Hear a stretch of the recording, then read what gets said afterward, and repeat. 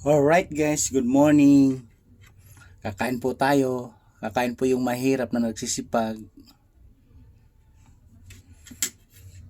Yung dinner ko guys ay parang lunch na. Kasi nga hindi ako mahilig kumain sa umaga. Kape lang, tinapay.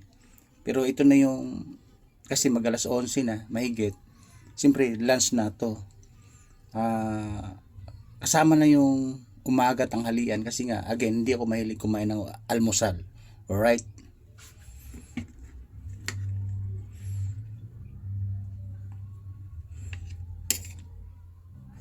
Unang sobo sa mga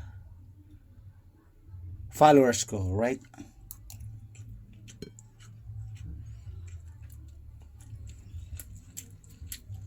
Isang perito guys.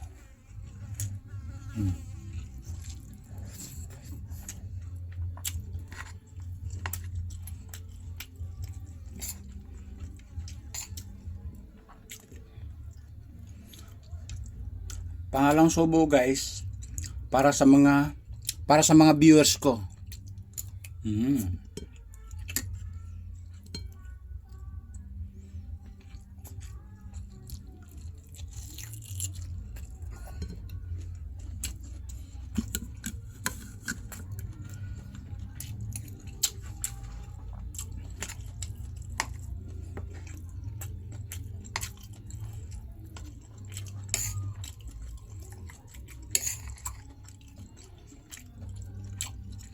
Guys, pangatlong sobo, pinaka-the-best at pinaka-latest sa lahat para sa mga basher ko. Alright? Pangatlong sobo, again sa basher ko.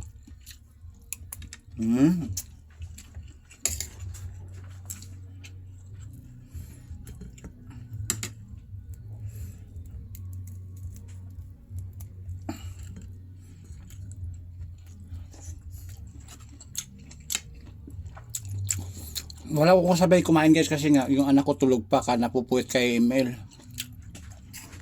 Ngayon, magkatrabaho na kasi ako. Bigla kakain ako kasi tanghali na.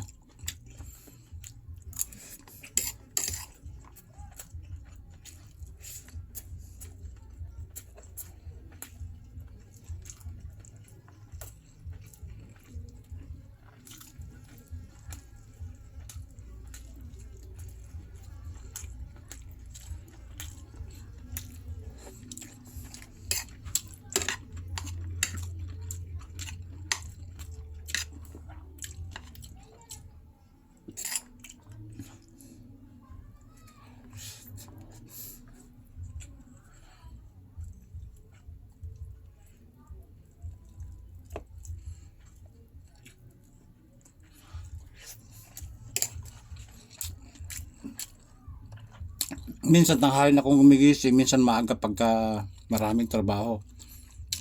Hanggang gabi nagtatrabaho pa rin, sagad-sagad. Kaya lao na alas 12 na natutulog. Minsan pinakamaaga na alas 11 ng gabi. Kaya yun yung late dinner naman, mga alas 11, alas 12, minsan launa na. Late dinner kung ang hapunan alas sa oras. Kasi sobrang busy ng trabaho.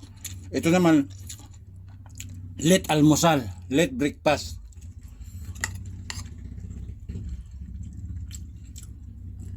Ay nagkakape nga ako kanina kasi pag umaga guys hindi ko mahilig kumain sa umaga. Gusto ko lang pag nakita ko yung ulam sa umaga, nagpapapak lang ako mga 3 papak o 5 papak.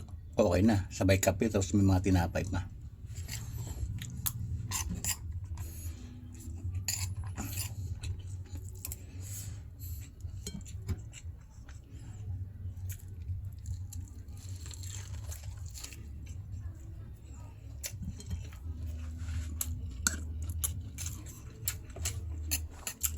Di ba guys? Lagi kong nami-mention ulam ng mahirap. Kailang pag masipag matiga ka at masikap ka sa buhay, yung mahirap nakakain ng minsan ng masasarap. Makakain ng masarap pag masipag ka. Diba?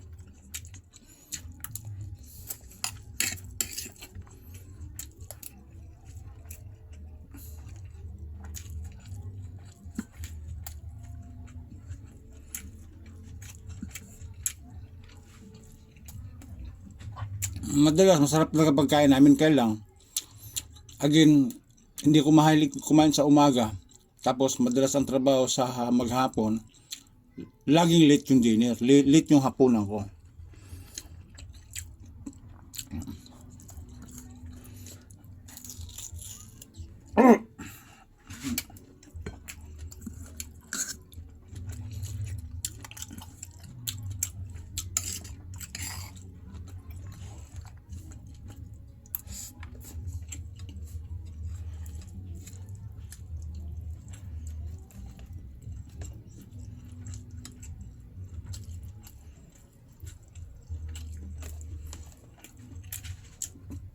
Eh pag nagluto kami ng ganito guys, lalo pag dalawa, tatlo o mag-isa kong kumain, hindi, yung ulam ko hindi nauubos sa isang kainan lang.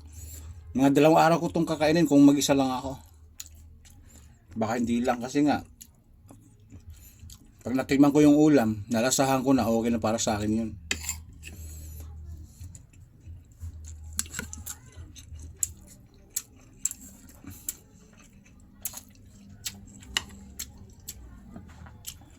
Gusto ko man magmukbang, kaso lang guys, hindi ko naman linya yung pagmumukbang eh. Gusto ko nagko-video ko, nagbablog ako, gusto ko maingay, madaldal ako, gusto ko may mga action, may mga nakikita akong mga dapat nakikita at nabigyan ko ng kwento. Right? Pero yung mukbang, minsan gagawin natin yun pagka ako ay naisipan o tinuyo, ganun. Ay mahirap kasi magmukbang guys eh. Lahat kainin mo yan eh. Mamaya, high blood ang abutin mo, di tipok. O, di ba?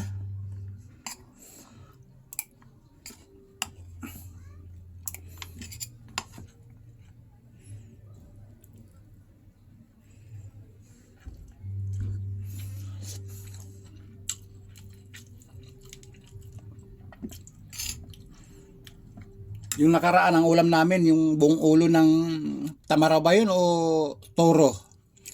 Tapos yung nakaraang linggo, ulam namin buong pata. Hindi ko alam kung pata ng pig o pata ng elepante o paa ng baka. Yun, matagal-tagal namin kinain yun kasi nga malaki nga eh. Siyempre, malaki din yung budget na pinoproduce dun. Hanggang ngayon may utang pa yata ang kalahati, hindi pa yata bayad lahat eh. Kasi nga, ayun guys, pagka good pair kasi yung tao, kahit wala kang order, kung saan lang dumarating yung order mo, magugulat ka na lang, andyan yung order mo. Tapos sasabihin, bakit may order? Sasabihin namin, bakit may order? Ay sir, hayanin na ika, good pair naman ika kayo kahit 3 bigay o 2 bigay. O guys, tingnan mo kasi, pag kasi nagpapautang ka, pag alam na masakit ang ulo, sasakit ang ulo nila. Hindi ka bibigyan ng pagkain o ulam kasi nga, dala na. Kasi hindi ka, hindi marunong magbayad. Pag good pair ka, kahit walang dating na order, kusa na lang dumarating, alright? Madalas po yan nangyayari dito sa amin.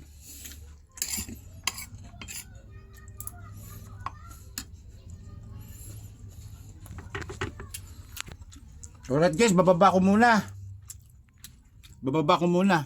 Kasi nga, hindi ako nakakain ng sagad eh. Kwento ng kwento eh. Alright? Kita nyo na. Yung ulam lang ng mahirap, nagsisipag at nagtsatsaga, nakakain ng masarap yung mahirap. Alright? Babu! Woo!